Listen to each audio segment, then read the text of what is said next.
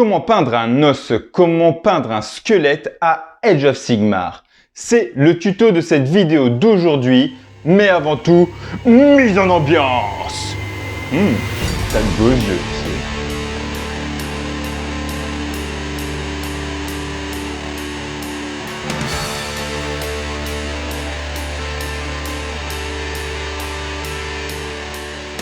Salut les hobbyistes, c'est Mathieu et vous êtes sur The Minis Factory pour votre dose de Wargame autour de l'univers Age of Sigmar.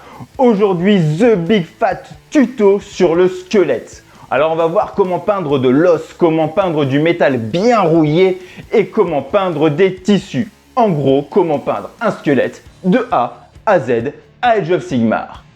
Pour vous faciliter la vie, vous retrouverez tous les chapitres de chaque étape de peinture tout au long de cette vidéo.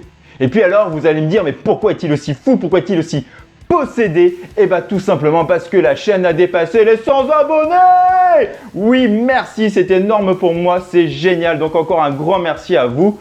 Et si tu es nouveau, si vous êtes nouveau sur cette chaîne, eh ben c'est le moment de penser à vous abonner pour pouvoir profiter d'un contenu régulier autour de Age of Sigmar. Après toute cette débandade de vitamine C et de énergie incessante, il est temps de rentrer dans notre tuto. Et c'est parti, à vous les studios!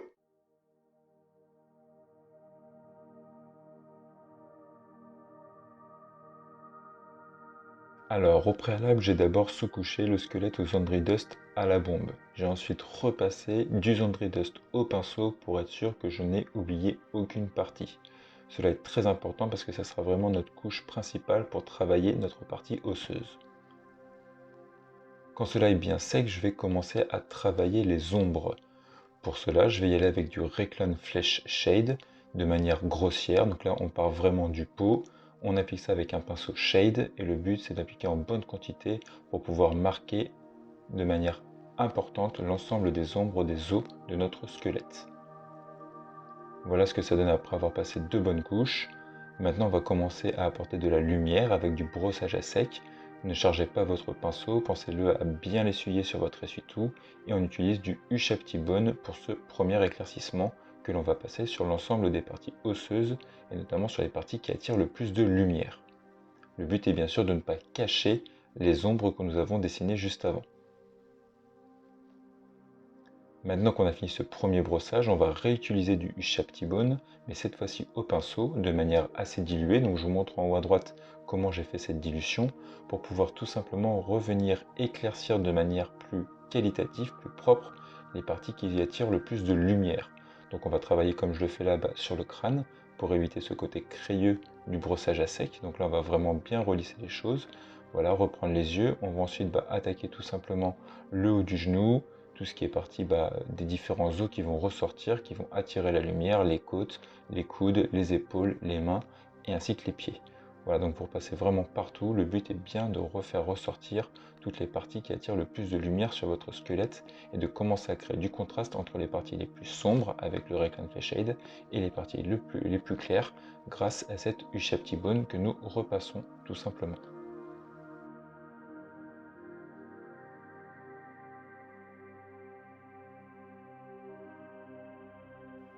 On va maintenant apporter un deuxième éclaircissement avec un nouveau brossage à sec, mais cette fois-ci on va utiliser du Screaming Skull qui va donner donc une teinte encore un peu plus blanche, plus ivoire à notre figurine.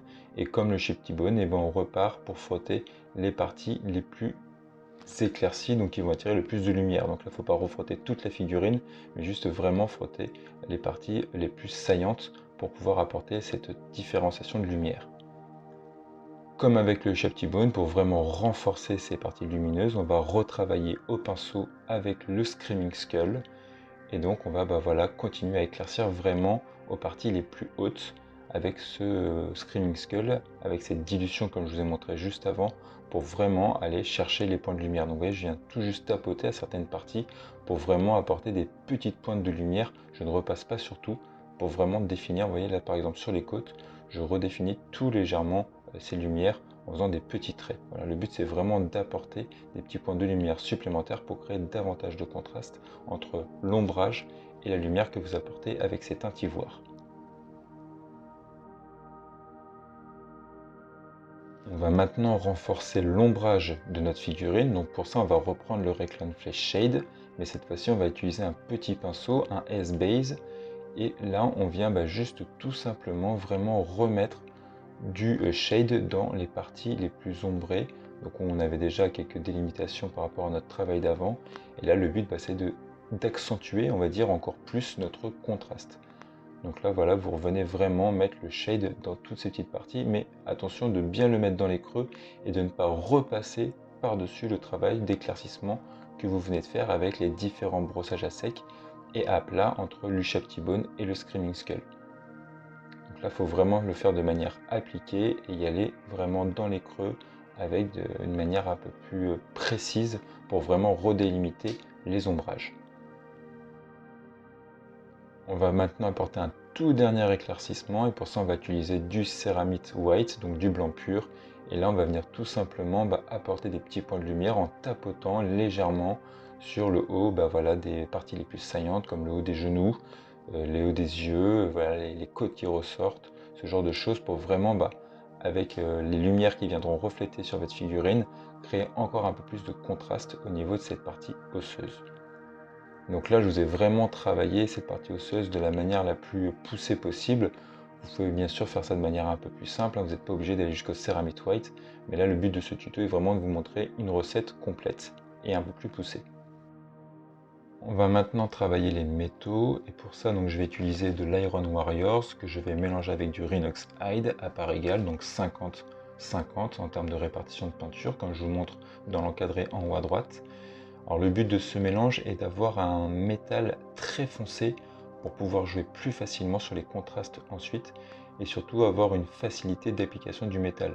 Vous verrez que les peintures métalliques sont un petit peu plus dures à appliquer lorsque vous les prenez comme ça directement et en les mélangeant en fait avec une peinture de base voilà, de la couleur dont vous désirez si vous souhaitez foncer, ça vous permettra une application plus facile. Là le but est surtout d'apporter une teinte très foncée pour pouvoir jouer facilement après sur les contrastes au moment des différents éclaircissements du métaux. Donc là on va justement partir avec un premier éclaircissement avec du Lead Belcher et un brossage à sec, et on va surtout attaquer les parties qui sont exposées le plus à la lumière. Donc frottez vraiment les parties les plus hautes de votre arme et de votre bouclier pour apporter ce premier contraste. Maintenant on va renforcer notre contraste en apportant un peu plus d'ombrage. Donc pour ça j'utilise mon Rhinox Hide que j'ai fortement dilué. Donc ça vous pouvez voir dans mes précédents tutos les techniques que j'utilise pour cette forte dilution afin de créer un jus. Et là voilà, je vais venir ombrer vraiment dans les parties qui me paraissent les plus cachées de la lumière et les parties qui peuvent attirer le plus de rouille au niveau de l'épée et de ce bouclier et de cette armure. Donc je vais vraiment aller dans les creux et dans les parties qui seraient le plus cachées au niveau de la lumière. Donc par exemple là pour le bouclier, je vais vraiment travailler sur le bas de celui-ci.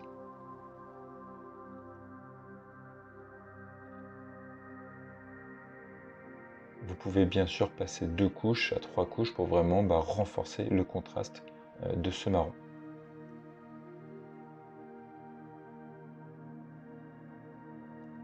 Maintenant, on va renforcer cet effet rouillé de ce métal avec du Scrag Brown, pareil de manière très diluée. Et là, comme le Rhinox Hide, on va venir le placer vraiment dans les creux, dans les parties les moins attirées par la lumière, pour renforcer ce contraste entre ce que nous avons éclairci tout à l'heure au Lead Belcher et ce que là nous faisons en termes de rouille, de salissure au niveau de nos métaux. Donc vous avez pu voir sur le bouclier, ça commence à bien se dessiner. On commence à vraiment avoir cette différenciation entre la partie qui est la plus exposée à la lumière et la partie qui a l'air la plus abîmée, la plus rouillée, la plus dans l'ombre.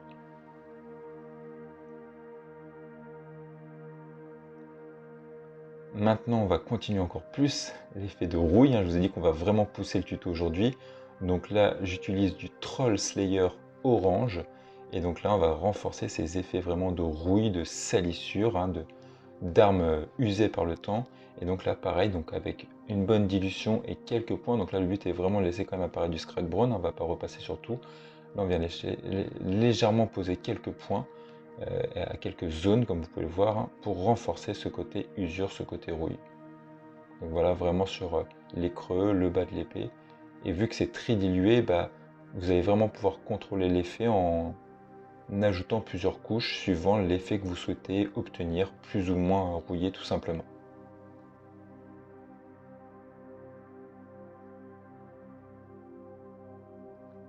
Pour terminer cet effet rouillé, pour vraiment lui donner un bon effet bien claquant, on va utiliser du Fire Dragon Bright.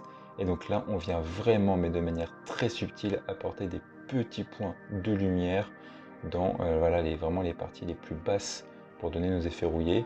Alors là, vous voyez, j'en ai un petit peu trop mis. Donc vu que c'est bien dilué, bah, j'essuie tout simplement mon pinceau et je reviens dessus tamponner, alléger pour vraiment avoir l'effet que je désire.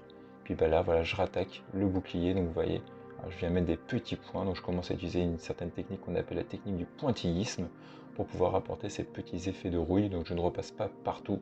Le but, voilà, c'est vraiment de donner le plus bel effet possible à ces armes. Donc là, on va de nouveau faire un éclaircissement avec le Lead Belcher, donc pareil, un brossage à sec. Le but est de renforcer un petit peu plus la lumière sur nos métaux, et donc de pouvoir accentuer ce contraste entre le travail de salissure, de rouille et d'ombrage qu'on a fait juste avant.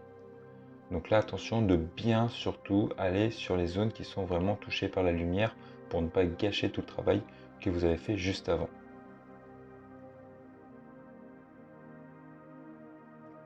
On va ensuite apporter un dernier éclaircissement en brossage à sec avec du Run Fang Steel.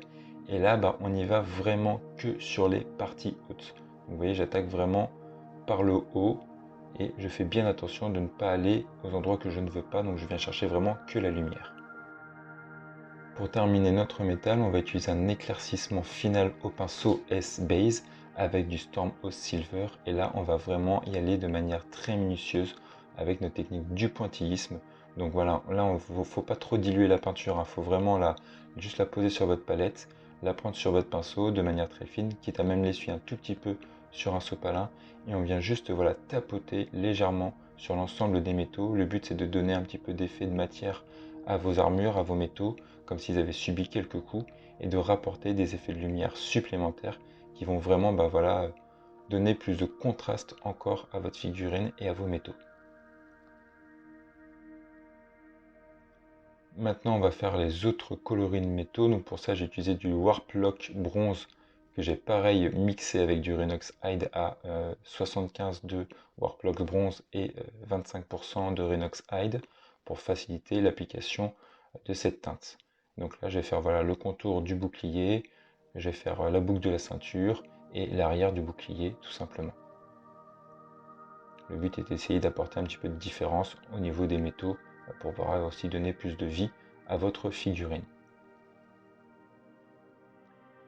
Maintenant que j'ai fait ceci, je vais apporter un effet, on va dire, d'oxydation avec du Nihilakh Oxide. Donc c'est une peinture technical. Donc là, vous allez la chercher dans le pot, vous la mettez sur votre palette pour maîtriser un petit peu la dilution. Et vous pouvez rajouter tout simplement de l'eau si vous voulez que ça soit bien dilué pour faciliter son utilisation. Si vous avez vu mon précédent tuto sur le chêne rasp, c'est une peinture que j'ai notamment utilisée pour réaliser l'entièreté du fantôme. Et donc il peut être aussi très bien utilisé pour donner un effet de vieillissement, d'oxydation à l'ensemble de vos métaux.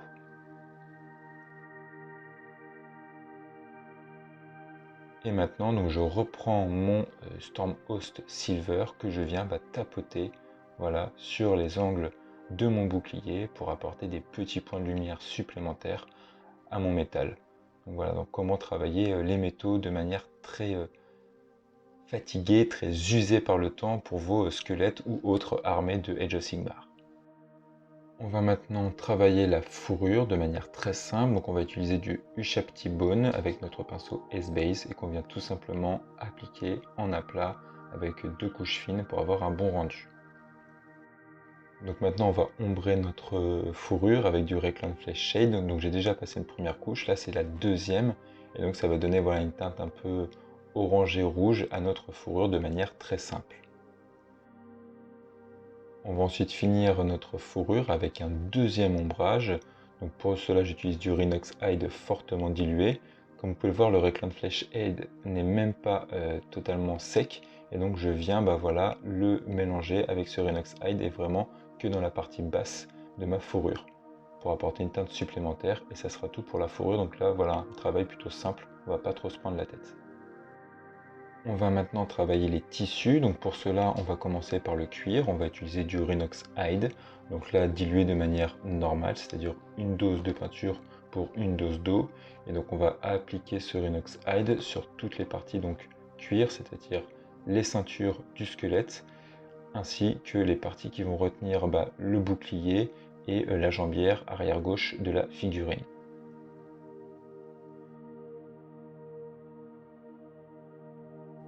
Voilà le résultat de notre Rhinox Hide posé en 2 couches pour vraiment avoir un rendu le plus net possible. On va maintenant travailler le second tissu, donc cette robe déchirée que porte notre squelette avec du Baraknar Burgundy, donc une teinte violette qui nous permettra d'apporter une teinte différente à notre squelette qui pour l'instant avait des teintes assez similaires sur l'ensemble de celui-ci et donc d'avoir quelque chose qui ressorte un peu plus visuellement.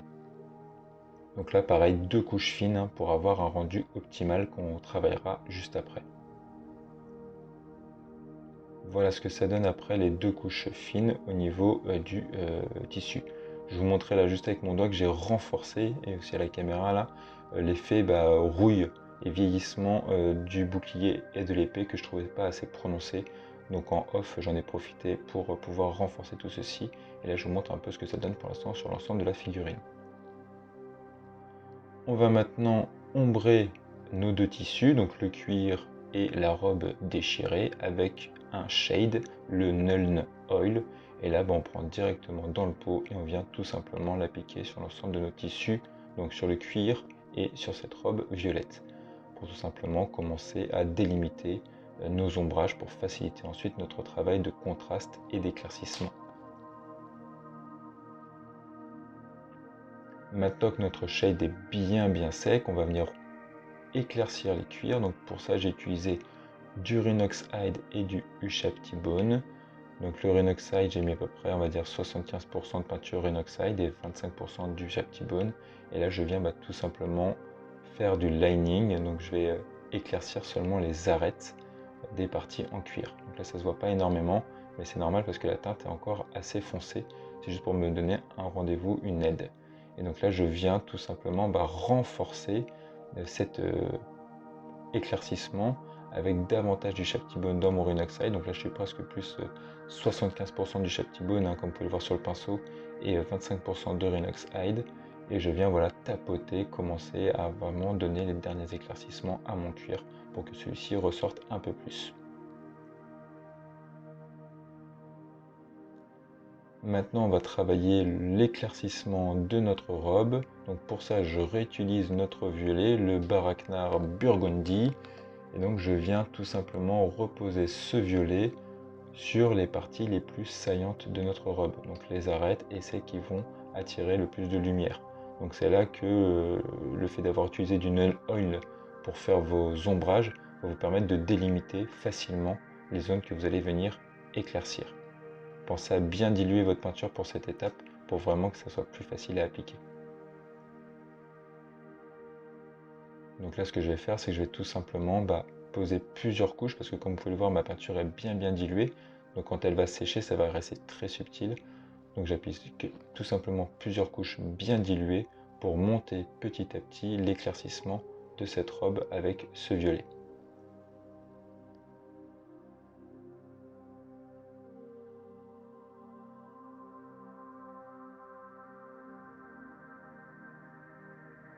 Maintenant, on va renforcer l'éclaircissement. On va utiliser un mélange de Wasdaka Red, donc c'est un rouge, avec notre violet, le Baraknar Burgundy.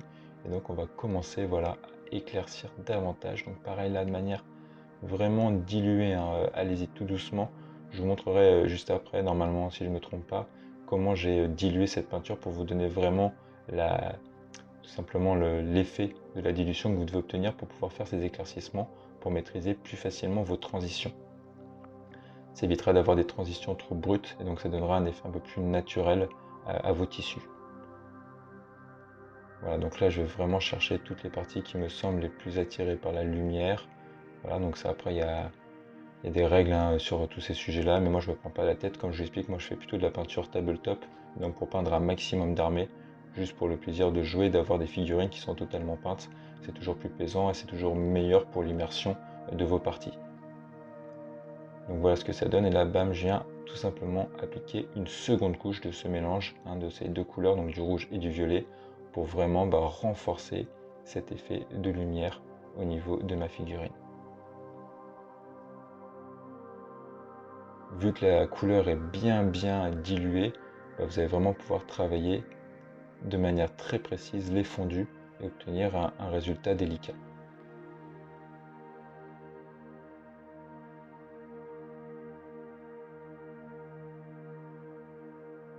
Pour continuer l'éclaircissement de notre robe, on va utiliser maintenant du Wasdaka Red. Donc voilà, donc là je vais vous montrer vous voyez, il faut vraiment que la peinture soit presque transparente. Quand j'ai mis sur mon ongle, on voyait encore mon ongle en dessous.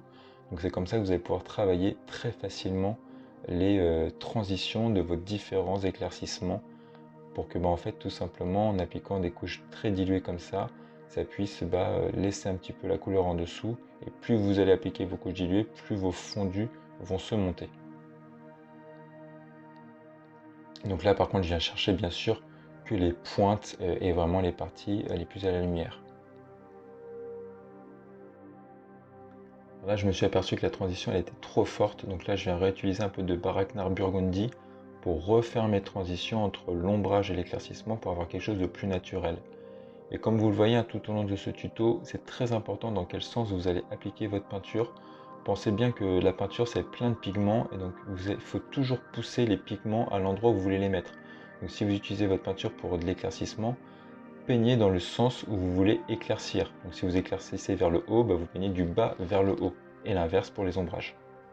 Pour terminer l'éclaircissement de ma robe, je vais utiliser du Kislev Flèche que je ne vais pas diluer. Donc là, j'utilise directement du pot sur la palette.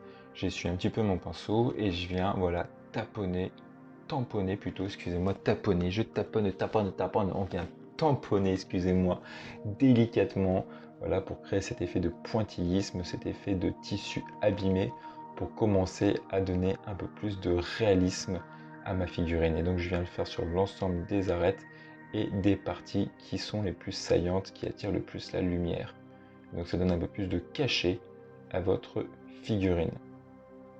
Allez-y bien sûr de manière très minutieuse et en mettant peu de peinture pour éviter de faire des gros pâtés, sinon ça n'aura plus du tout l'effet escompté. Et voilà ce que ça donne.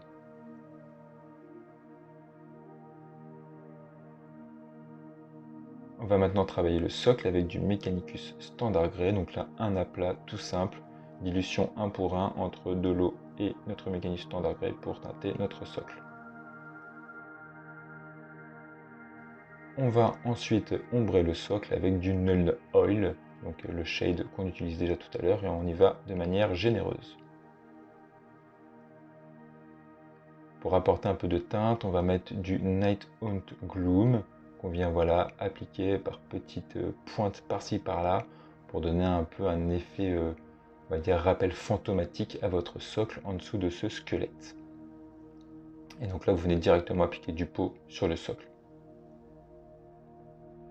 Là, j'ai déjà réalisé des étapes que je vous ai mis de côté, parce que vous les avez déjà vu dans mes différentes parties tuto socle. Donc j'ai fait un brossage à sec de Racquard Flèche, puis de Pallid Witch Flèche, et j'ai ensuite mis quelques touffes d'herbe. Et donc là, je viens appliquer de la neige artificielle, tout simplement avec la spatule, pour pouvoir donner l'effet escompté que je veux à l'ensemble de mes socles pour mes armées de la Death, tout simplement. Maintenant, on va travailler les yeux pour terminer notre squelette. Donc pour ça, j'utilise du Xereus Purple. Donc là, bien dilué, plutôt 2 doses d'eau pour une dose de peinture. Et donc je viens tout simplement mettre ça dans les yeux de ma figurine. Voilà, pour commencer à donner une première teinte à ses yeux. Et ensuite, ce Xereus Purple, je vais le mélanger avec du Ceramite White, à peu près 50-50, voire 25% de Xereus Purple et 75% de Ceramite White. Donc à vous de trouver la recette qui vous convient le plus. Je dilue bien et je viens l'appliquer tout doucement comme vous avez vu dans les orbites pour pouvoir offrir vraiment l'effet escompté au niveau de ma figurine. Et voici le résultat final de notre figurine en photo. Le squelette est totalement terminé. J'espère que vous aurez pu découvrir de nouvelles recettes ou de nouvelles façons de faire pour peindre vos pitous. Si c'est le cas, pensez à lâcher un énorme pouce bleu des familles et à partager un maximum cette vidéo. Vous verrez sur la dernière photo de présentation que j'ai fait un autre squelette et que j'ai appliqué exactement le même tuto, et donc vous pourrez le dupliquer facilement et rapidement sur l'ensemble de votre armée. Et n'oubliez pas, Wargame never stops.